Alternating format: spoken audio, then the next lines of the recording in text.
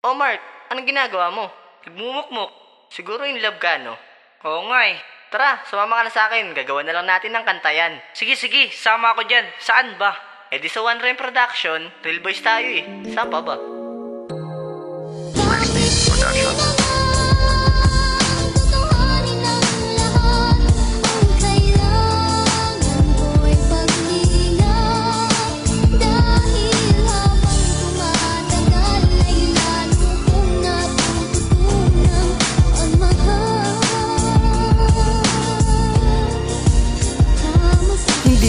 Alam kung paano nagsimula ang lahat nang makita lang kita na para bang natulala sa mukha mong may saya na sa'kin nagpapangiti, na aking natatamo sa tuwing ikaw ay binabati. Supladahan man ako o hindi mo pansinin, ikaw pa rin ang crush ko. Ha?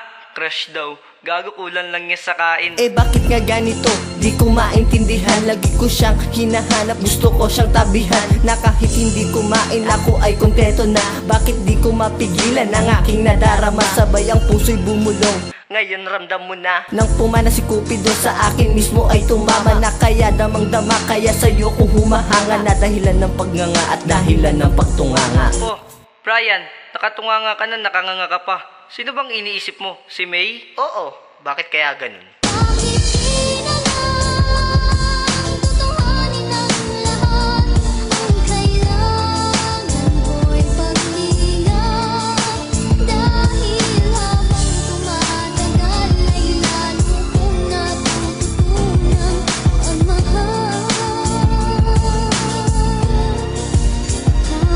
Hanggang sa dumating ang punto na hindi inaasahan, ang dating tinititigan ay ngayon iniingatan, na hindi namamalay na siya ay mahahawakan ng isang katulad ko, na tangi siya ang kasiyahan, na dahilan na pagkiti na hindi kayang mabayaran, na hindi makaharanga pilit man itong pigilan ng aking nadarama, na walang pakisila, na dahil ng puso ko pangalan mo ang kilala. Mahal kita, ikaw lang ang nag-iisa. Ano?